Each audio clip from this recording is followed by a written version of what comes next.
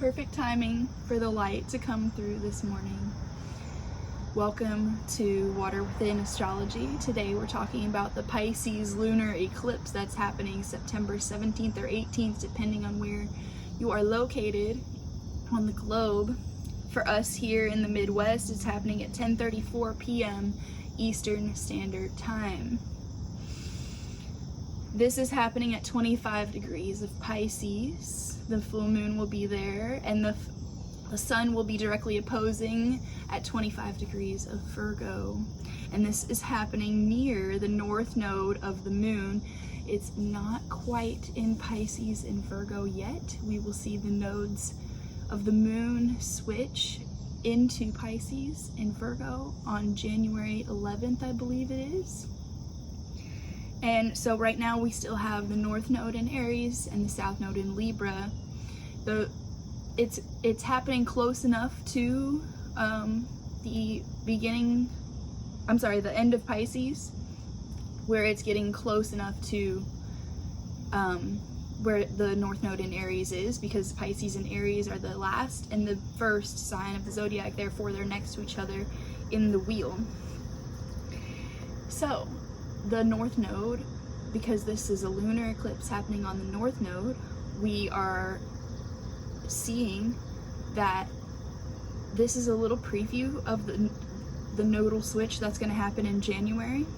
So we're going to have these Pisces themes of spirituality and boundlessness and dissolving of structures, even with the planet of structure, Saturn, in Pisces, and it has been for quite some time now. It's at the it's in the conjunction with the moon right now, so it's very close by. It is at 15 degrees Pisces, and it's retrograde.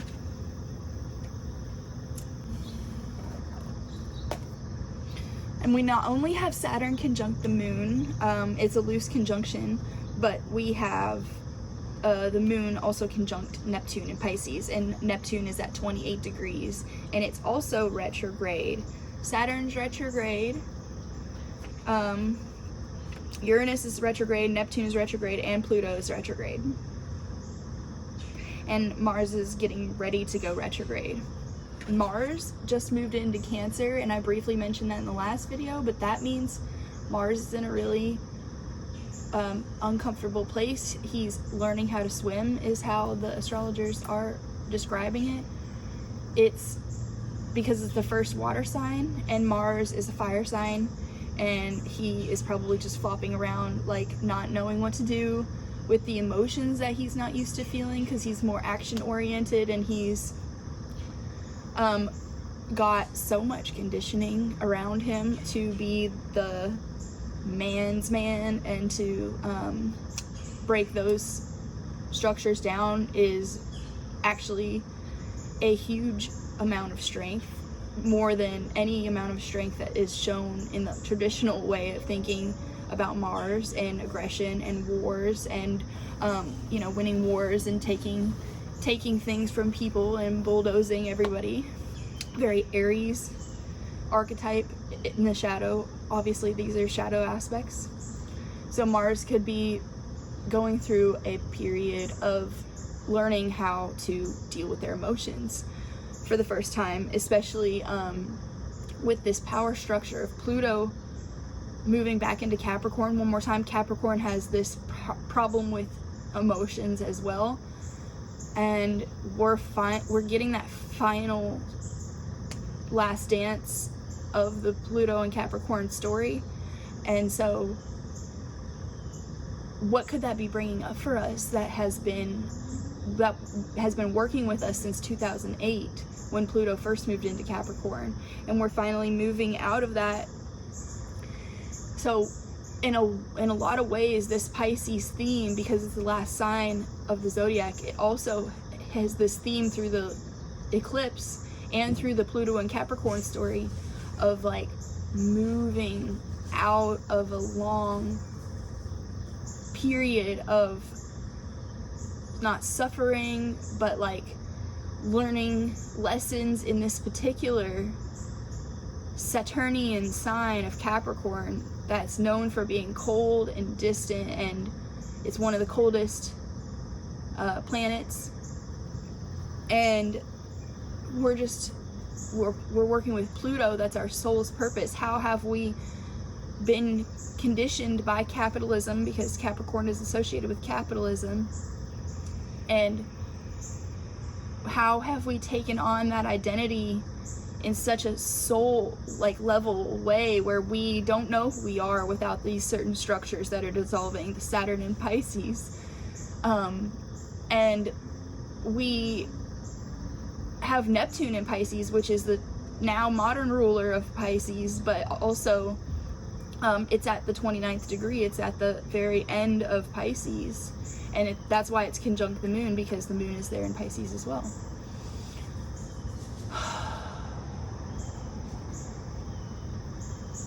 And so what happens at the end of our lives, and what is this ecstasy of death that people are speaking about? It's this epiphany moment, these realizations, these sudden flashes of your life before your eyes, and then you can finally maybe see the mandala for what it is in a bigger way.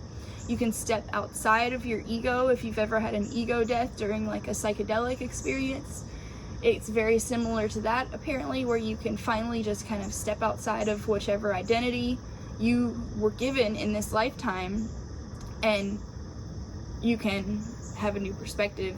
You can get another level of understanding. And that's why people use psychedelics. Pisces rules substances and psychedelics. It also rules mental illnesses and psych wards and hospitals and rehabilitation centers and all sorts of places like that, where you go to get better, or you go to detoxify from an addiction or deal with an addiction. And so our addictions could be flaring up right now. We could be figuring out what happens when we really get to those pits of despair, and like, what do we turn to? What is our comfort? And we're maybe feeling that some of the things that we've been turning to aren't giving us what we need anymore, and we have to find new ways to cope and find new habits to implement. For Virgo season, at the beginning of the month, which was about a day before the new moon, I've made a commitment to myself to meditate for 10 minutes a day every day this month, to get back on my meditation routine. And so far I have been successful. I think I've missed 2 days. But that's a win for me, because I wasn't meditating at all. And it's really been so beautiful, especially with this Pisces energy that's coming through now, to really be able to open up deeper as I go into receiving those downloads. And there's been so many around this eclipse that it's going to be hard for me to make sure and get all of them to you, because some of the times it's just like hitting in such a random time. I don't have a time to write it down. I need to start recording things. But so I've got a lot of things that I have written down about this energy, and I've been just feeling so creative. Pisces is such a fertile and creative sign, so imaginative, and so connected to that inspiration. I was on such a journey of looking for inspiration. Last weekend I went to Chicago, which is only about a 4-hour drive from where I live in Kentucky, and I was kind of dogging Chicago because it felt like such a Midwestern style energy still in the city. I was projecting clearly. I've now been able to process this whole experience in a different way with these realizations that have been coming through.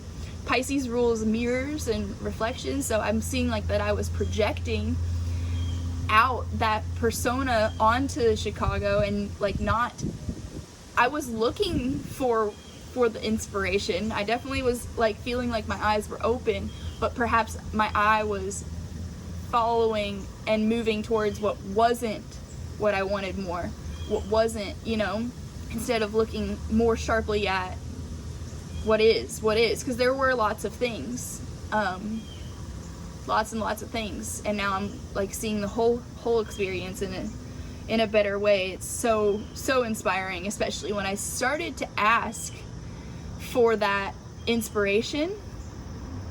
I said I'm open to recommendations, because I posted a story on my Instagram, and in that way it's almost like a prayer. I'm open to receive whatever this journey is meant to be here in Chicago. I felt so pulled to go there. I was following a knowing, and it was kind of a spur of the moment trip. It was just like a very full body yes feeling that I needed to go to Chicago. And I feel like that full body yes is something that a lot of us are very disconnected to. That's the mind-body connection. When we're making decisions, can we feel it in our body? Do we even take a moment to feel that full body yes or full body no experience? Can we like sit in the body and get into the sensations and get into where it's landing for us, and really, like, you know, make an embodied decision and take time if you need to sit separately. It's like to take separation time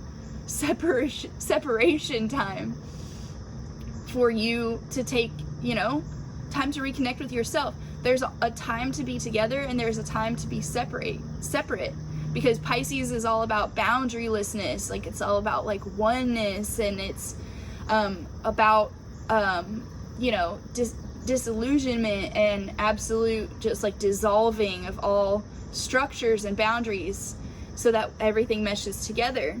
It's water. And Virgo is about discernment, and it is about it's not so much Saturn with the structures, which is in Pisces, let's remember. It's more about discernment and keeping what's good and leaving what doesn't. Like feeling into the body, because it's an earth sign, how it feels for us when we make these decisions. Is it a full body yes? If it's not a full body yes, it's a no. That's what I've been trying to say all year long, and it's a great reminder now. And if that serves you, please take that and use it, because it's worked for me a lot, and I've recommended it to my friends as well. But so we're like I was saying before, at the end of the cycle. We're at the end of our lives. We're you know, we're thinking about what it might be like to be at the end of our lives and to have the life that we've lived flash before our eyes. And we're like looking at our deeds, and we're looking at what we've done, how we've made people feel, what you know, how many people we need to forgive. Do we need to forgive ourselves? What's happening here? Like, it's like a checkpoint, a cosmic checkpoint that we all go through. And so much of our lives is about trying to avoid thinking about that thing that we know exists, that's impermanence. This is why I have it tattooed on me, is anicca, this impermanence, because it's this thing that everybody knows is going to happen, and we just want so badly to escape that reality and to make it better, and to like wear our rose-colored glasses about it, and maybe live in the illusion. It's a subconscious illusion that we have all this time, so we can spend our time working, and we can spend our time, you know, kind of just wasting our years, wasting our energy on jobs. And like, why have we been in that capitalism illusion for so long, when we all know we only have a finite amount of time here in these physical 3D units. Our soul is eternal. And we could really be feeling into that part of ourselves right now with this Pisces energy, because that's the part of us that is eternal, that is boundaryless, that's formless. It's Virgo is the form, and Pisces is the formless. And we're just really being asked to see if we can make the connection to that part of ourselves in however we need to do that. Maybe it's not meditation. Maybe it's singing. Maybe it's dancing. Maybe it's riding your bike. Maybe it's touching grass. Maybe, doing something that kind of gets you into the body and out of the mind can very well be a perfect vehicle for you to get to the spiritual realm.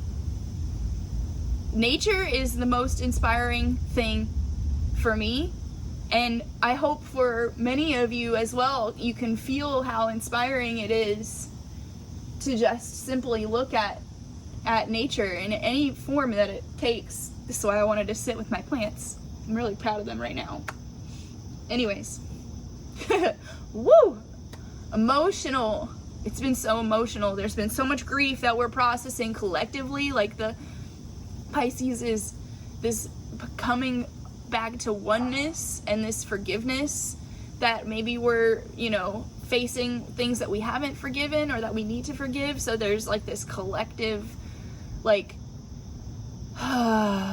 sigh of relief happening, maybe, of where we're putting down the baggage. And that's what eclipses are about as well, is about really clearing karmic baggage and letting it all sit down. And with Pisces, it's even more about letting go, because that's already the last sign. It's about leaving it all behind. None of this is coming with us when we die.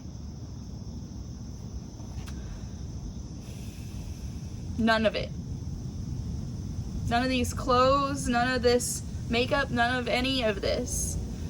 None of all of the meals that we ate, that we, wanted to be healthy. We wanted to spend that extra dollar to be healthy, to extend our lives longer so we could live healthier, so we could have a better quality of life while we're here. But that all is going away. We all die one way or another.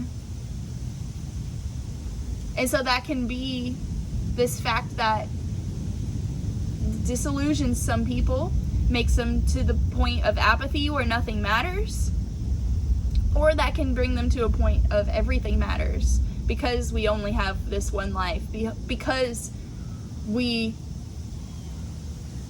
have seen it as a gift. So why not return the gift in every act that we do? We treat our bodies as much like the divine as we possibly can, because we see the divine in all things, or in ourselves, and so therefore in others, and in all things.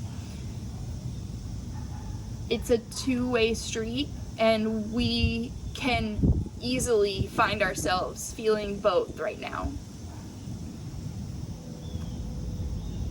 because Pisces is the two fish, right, swimming in opposite. Oh, yeah. It's weird because the Cancer sign looks like two fish, but the Pisces sign looks like an H, and the Cancer is obviously the crab, Pisces is the fish. Anyways, it's two fish, which is the duality. It's one of those dualistic signs, like Gemini. There's more, and I can't think of what they are right now. Anyways, we've got a few more aspects that I want to mention about before I get totally lost in the existentialism of Pisces. Dear Lord. Yeah. We just had a Venus trine Jupiter actually yesterday. I'm recording this on Sunday. And yesterday was Saturday, and the day that Venus Jupiter hit their peak trine. That's the 14th. And so what does that mean? That means the two great benefics in the sky came together and had a nice little conversation, a harmonious conversation. And that brought us, hopefully, some beautiful things to do with Venusian things, perhaps love, relationships, self-worth, and then Jupiter expansion in a way that's pushing us into new growth, and hopefully not expanding on things that have been shadowy about Venus, like any emotional manipulation, or using beauty to objectify or to manipulate, because it can be both.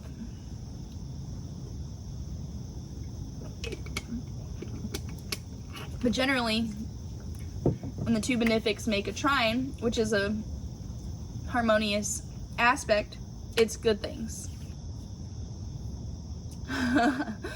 It could be too much of good things. I've been eating a lot of sweets. I've been eating a lot of sweets. So it could also mean you're expanding your waistline. Anyways, we have perhaps been feeling a sense of yearning, and we're leaning into this yearning, and that could be what's causing us to create, if we're feeling any of that creative energy that's flowing. It could be asking us to use our imagination to process our grief, to process the deep emotions that are coming up, and to process what we've been now able to set down and release. Can we use our imagination to and the spiritual relationship that we have with whatever we practice, can we have that be a portal for us to use to create and lean into that yearning? And know that yearning is part of what makes us human. Like I said, we can become apathetic with Pisces, and it can be like nothing matters. But then when we come back to what's our deepest heart desire, yearning is that. And we all have that. It's our soul. It's our purpose. It's our destiny, whatever you want to call it.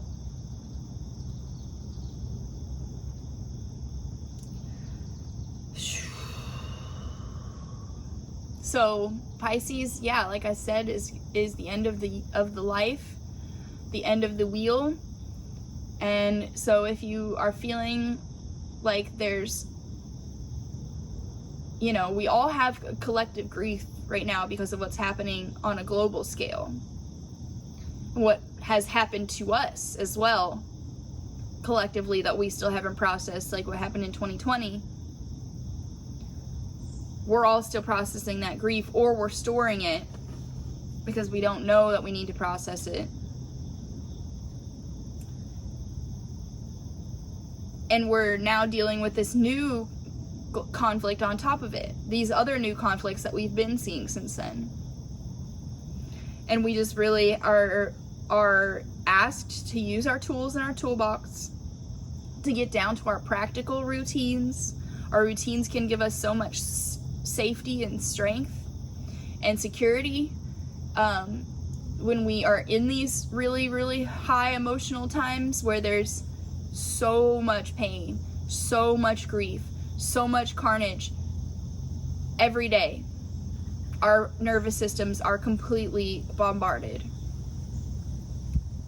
and we're expected to just keep going to work, keep showing up, not let any of it get in the way of our performance, of our duties, of our responsibilities. Saturn's right there to remind us that we all have responsibilities. We can't just check out.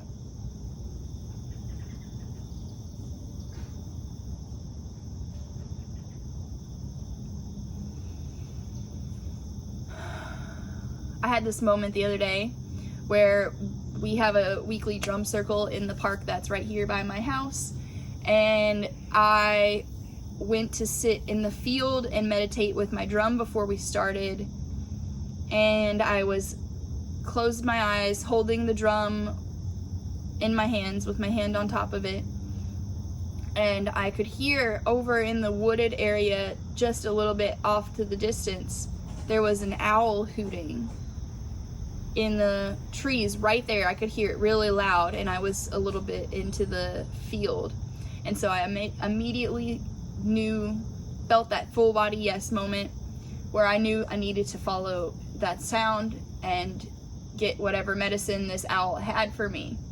I walked just a little bit more with my drum in my hand. I had no shoes on, and I walked past this little yoga class that was happening in the park nearby. I walked right past them into the woods, followed the sound because he was hooting quite frequently, you know, and I could hear him. And then I followed it. All of a sudden I couldn't hear it. I thought I was right underneath the tree where he was.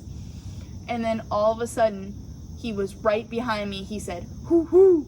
And I turned around, and he, like, I could see that he was still hooting right at me. His eyes were locked on mine. His wings started to expand. And then he flew off, and it was getting to be golden hour right through the treetops where you could see his wings casting the shadow, and the wings were golden, shining with the golden hour light on the feathers. And it was like a movie. Like, it was so cinematic. It was so perfect. It was such a clear message for me. The way that owl locked eyes with me, that was God being, you know, a message sent from God to me in a moment where I was looking for a little bit of, I don't even know if that's what I was consciously looking for, but it's what I was, you know, ready to get up and respond to. And I could just feel that divine energy so palpable, and it's like not a question. You know, when you experience that feeling and that connection for yourself, it's hard for you to articulate it and to bring it down into the 3D in a way that other people can relate to you, because it's an experiential knowledge. That's something that you can't give to people. They have to experience for themselves. That's why I love the Vipassana meditation that I always will talk about if you know me. This is a type of meditation that's philosophy is about experiential knowledge. It's based completely on whether or not you feel this meditation style actually is helping you. If it doesn't, you don't have to do it. If it doesn't work for you in the way that they say it will, you don't have to do it ever again. It's an option, and it's asking you to decide for yourself, does it work for you? And generally the answer is yes for people. It was a hell yes for me. And that's not something that they ever would have, you know, been able to give me if I wasn't actually doing the practice, if I wasn't actually open to it moving me in the way that it did. And it's that openness that is very key. If you're already going into something of a spiritual nature and you've decided that you can't hear you know, your own inner voice, you can't, you know, if you've got any of these limiting belief systems that are operating on a very subconscious level, like it's Pisces is the subconscious, it is the hidden, it is the unseen, it's the 12th house. and it's the mysterious.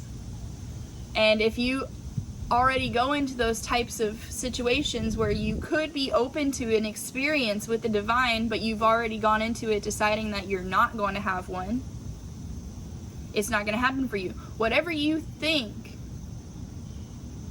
you are probably right, because the mind is so powerful that we create our own realities. That one's always been really tricky and really borderline spiritual bypassy, right? Because it's 100% spiritual bypassing, like, and that's the territory that we're in with Pisces, is like this disillusionment of like nothing matters, and so therefore I don't have to do anything, I don't have to take any action, I don't have to participate, I can just float around and do whatever I want, follow that good feeling, and never, take any responsibility, or never be discerning, whatever it is. By the way, I had to be drinking my Marine Greens Synergy, which is my favorite.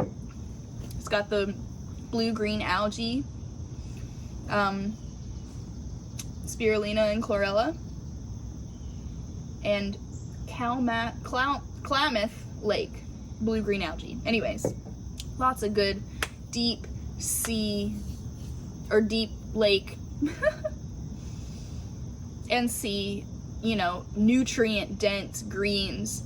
There's a lot of research right now about how there's this new really deep sea nutrient dense algae that they're finding, and they're starting to want to get more of. I guess it's a fish that's a really deep sea fish, and they are saying how nutrient dense it is, and so it's going to become this new thing. Anyways, the Pisces rules the sea, and the deep sea is generally ruled by Scorpio, but it's it's the unknown parts of the sea, and that's Pisces too. It's like this very uncharted land, into the unknown area of your life. I have been pushed into that more from the Virgo new moon until this Pisces full moon, more than I ever have been. I thought that I knew what it felt like to be pushed into the unknown. This is different. This is different, and I'm here for the ride, but I'm like, whoa, is this what Spirit really wants from me right now? That I need to completely redo my entire life here as I'm living in this place where I am? I just had my car break down yesterday, and now I'm like, what if the pattern or the path that I'm meant to follow with this situation is to work from home / find something that's in a walkable distance. I live in a really busy and popular area where I could get something on the side and also work at home on this stuff more and turn this more into my business. I don't know. It's really been hard with cars for me lately. I don't know what's hitting I think it's like your third house, right, is transportation. I don't know what's hitting that third house. But yeah, my car situation has been really, really a source of turbulence and just like true lessons in learning how to balance my root chakra. That's for sure. So if I seem like I'm really going off the rails with this one, and it's because there's a lot going on. My cat just died also. Perfect timing for the Pisces death vibes. But And thank you to everybody who, if any of you are listening, to people who have been so supportive during this time. It's really just hard to lose a pet, to lose anything. Death is hard. Looking at like where death puts us in our timeline, it is a checkpoint for us too, even though we're not at the end of our lives. We're at this checkpoint where we're like, what really matters? I think that's why I'm like this about the car situation, because Lola just dying has got me all existential and being like, well, I freaking hate my job anyway. Not my yoga job that I would have to readjust, but I hate cleaning. I think I want to be done with house cleaning, and I could just find something else here, because it's time for me to let go of what I know isn't a full body yes. And that's really scary, because I keep telling myself, oh, I will when I find something better.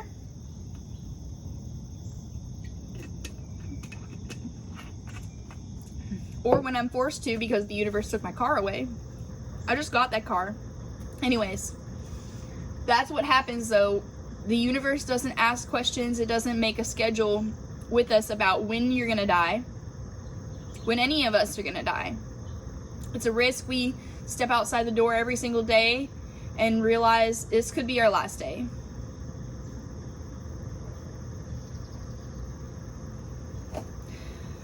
We need to start living like we are dying. We might be in this Jesus take the wheel moment too, where we're surrendering to whatever these circumstances are that are happening to us, and we might be asked to turn it into, this is happening for us. This is the rearranging of the puzzle pieces of our matrix so that we can ascend even farther, because we've outgrown where we are and now it's time to move on. And that's scary because we've never been there. Into the unknown. Pluto and Aquarius. That's really what that is gonna be about. And it's scary. All this AI, all this technology, it's scary. All this future. That's where we're gonna be. All right. Let me make sure.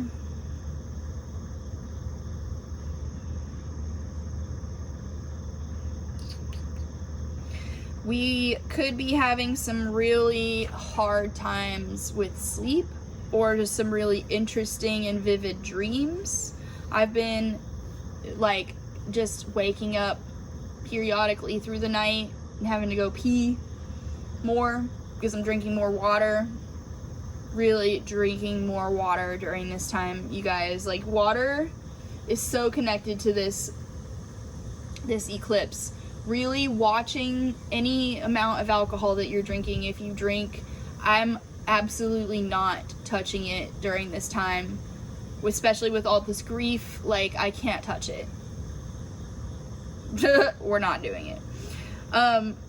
So just please use discernment. Keywords here. The universe has whatever we're being asked to let go of and set down. We are clinging to it because we think that this old raggedy old teddy bear, I like this analogy, is like, you know, it's been our favorite. It's been like, but it's really kind of gross now. And it's like, you know, you've had it since you were like 5, and it's really got like a lot of like dried snot on it from you crying into it all the time. And like, it's got all the softness gone from its fur, but it's still like, you know, it's not falling out. It's like got all of its arms and legs and eyes and stuff still. It's not like totally gross and bad. Like, it's just really worn down, and you have a sentimental value to it. But anyone else would look at that thing and be like, gross. You need a new one. And there's nothing wrong with loving this thing that we've had for so long and we've built these really strong bonds with, but we can put them down and appreciate that those bonds will be with us forever, and we can upgrade to a new, bigger, softer, more huggable, more like a big pillow, you know, teddy bear that the universe has behind its back. We just can't see it yet. We have to set that one down first and trust that the new one is going to be so much better. And that is so scary, you guys. I think that's what Mars in Cancer is here to do for us too. It's for us to redefine what we consider to be bravery, because Mars is about courage and bravery and about pioneering. Well, rather, you know, Aries is. It's about being a warrior and fighting for something, whatever it is. And in this case, it's Cancer. Motherly, nurturing, watery, emotional things. Things that we might have an emotional attachment to and nostalgia around. Cancer is nostalgia. Cancer is emotional attachments. And we might be really dealing with our mother wounds with the Cancer. But that's a big thing for men. You know, like, let's look at that collectively and see how most men relate to their mothers. You know, there's a big correlation there. And just the same way as women with their dads, you know, we've got this whole thing about daddy issues. But what about men and their mommy issues? It's the same. As far as I have experienced in the collective, hearing my friends' stories, like experiencing it for myself in my relationships, like men and their moms. Yeah, and the dads matter too, and the moms matter for women. It's both. But like, what we're looking at are those two archetypes, and there is a lot there for all of us, because we all have Mars in us, we all have Cancer in us. So maybe we're all just like collectively looking at our anger and our aggression and our violent tendencies towards our wounding around our mothers, around how we didn't get any of the nourishment and nurturing that we deserved when we were young, whatever it is, where we were emotionally either manipulated or not understood, not heard, emotionally wounded. Cancer, I'm learning this about it because I am a Cancer rising, and I really want to keep my shadow in check with it, because I know Cancer's shadow can be so emotionally manipulative, and it can do this thing where it can project, I need you to make me feel this way. You didn't make me feel this way, so it's your fault. And then use that guilt to keep yourself in a loop that gets you nowhere, if that is landing for people. One of my other astrologers just like blew my freaking mind about this one the other day, and so I've had to re-listen to it a couple times so that I can really keep it on the forefront and be like, check yourself before you wreck yourself on this, because I think that's something that I've done, and that's a beautiful illumination for me right now, is something like that, where it's like, oh, okay, I see this is the edge of where I need to improve. This is really like the cutting edge of where we can get down to the nitty gritty, like this exact habit, this exact tendency that's operating on a subconscious and unconscious level. So don't get me wrong, it's not easy, but it starts with that, just constantly not being like, you know, constantly vigilant and worried about it, but like just keeping that gentle reminder at the forefront of your mind, like, you can improve this and change this subconscious habit, this unconscious behavior, you know, in like a mantra way of like, you can do this, you can do this, in an encouraging, supporting way. Because at the end of Virgo season, we're hopefully getting past the point of the criticism, the negative self-talk, the limiting self-beliefs.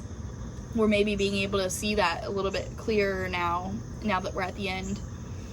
And hopefully get some real, concrete, new habits to implement, right?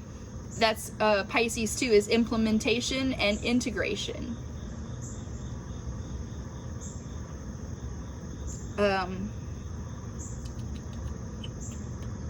Let's see what else there's to say. I've been talking for a while, it feels like.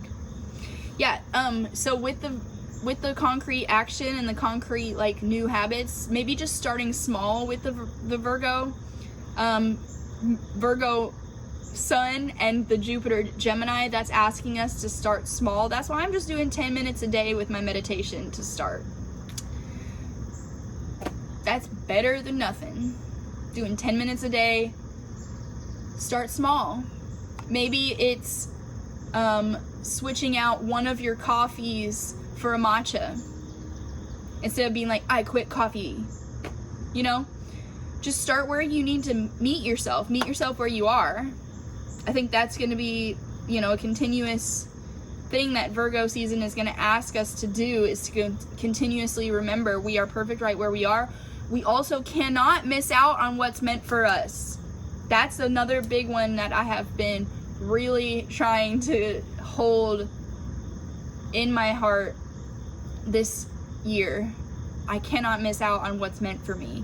Ever since that eclipse in April 8th in Aries, it has been like, wow.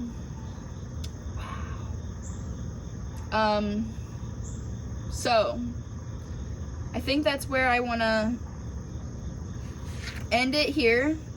I know there's going to be so much more that I think of later that I would want to share, but I think I really covered some good ground that I didn't intend to share.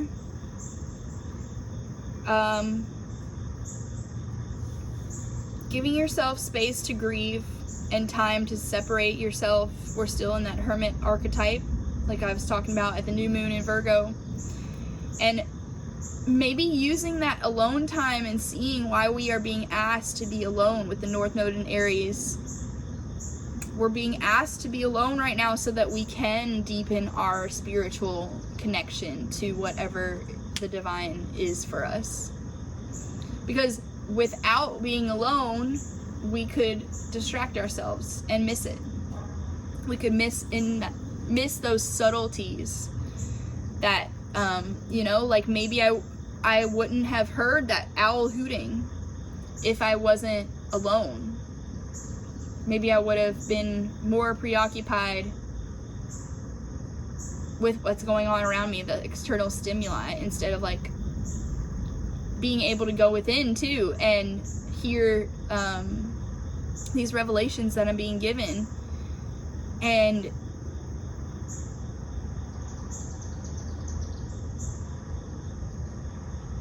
we need to look at, especially too, if we are dealing with substances and addictions and the mental illnesses and the limiting belief systems that are operating on a subconscious level, and we can't figure it out, we can't pinpoint it, we can't find that cutting edge for ourselves that we need to, you know, keep pioneering on, the Aries North Node, cutting edge of ourself, of where we're meeting ourselves. We need to look at what emotions are really underneath those habits that we're wanting to escape with, because Pisces is escapism. It's about substances, and it's about the dream world. It's about living in a dream world, living in an illusion. And which is more real, the dream or reality? and, you know, getting existential and all these different things. And so we have an opportunity now to see if we are stuck in those habits, what's the underlying emotion that's driving these behaviors. Can we honestly get real with ourselves enough to say, oh, I know I'm drinking because I am not wanting to deal with my grief. I'm not wanting to admit that I'm in pain in some way. These are so hidden from our psyche, from our waking consciousness. But this full moon, right? The light of the sun, our waking consciousness, is shining fully on the full moon. That gives us an opportunity to peer more closely into our unconscious and subconscious.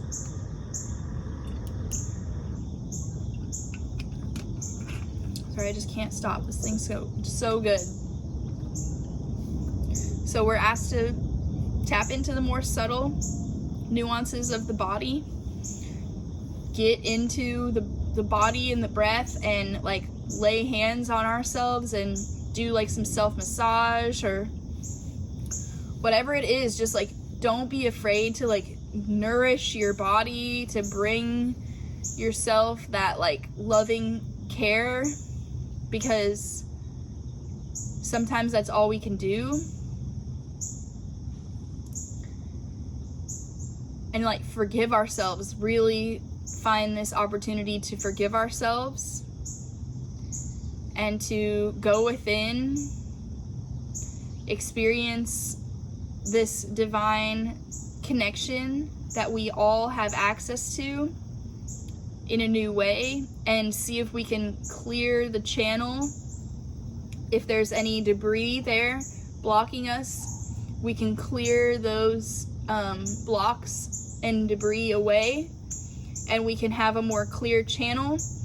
And if you would like, we can do some quick breath work to do that, if you would like to practice this more at home, or, you know, in your own time. Let's just start either sitting on your knees or sitting cross-legged. We're gonna bring the hands down to the knees, or imagining that it's right in front of the base of the spine, the root chakra. We're gonna start there and start our inhale as we move up through the sacral, through the solar plexus, through the heart, through the throat, through the third eye, and up to the crown. Then you open the arms up. Hopefully you have inhaled that whole way up, and inhale all the way, and then slowly begin descending and exhaling.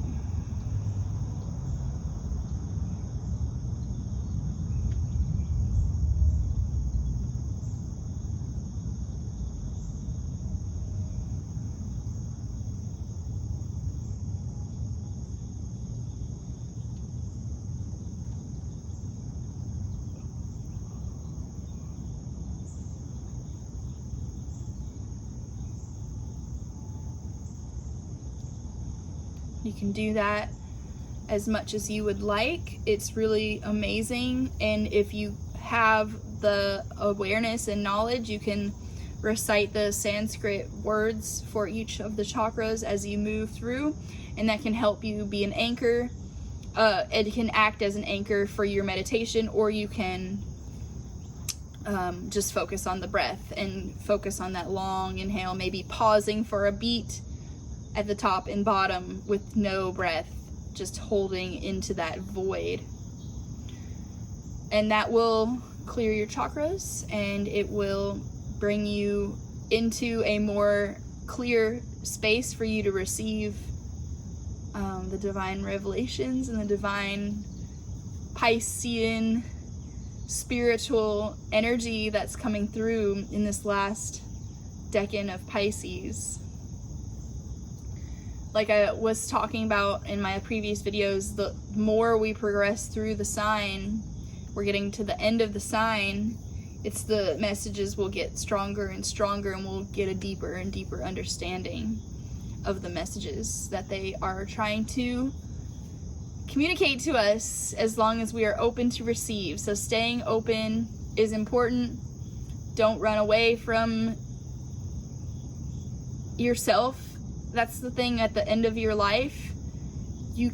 There's no more running from yourself. You've caught up with yourself at the end of your life. Maybe you realize, how much you have been running from yourself, how much all of us do from time to time. And have we been contributing to giving ourselves more life, or giving ourselves more death, more destruction during the time that we're alive? Because we can spend all of our time in destructive habits, or we can spend all of our time in healthy habits. And obviously it's a dance of both.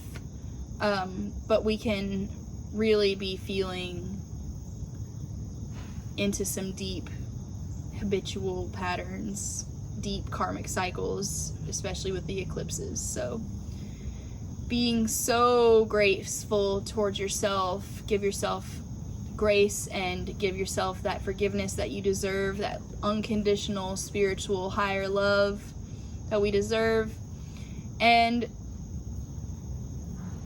allow yourself to be open to changes. Did want to go ahead and say one more thing.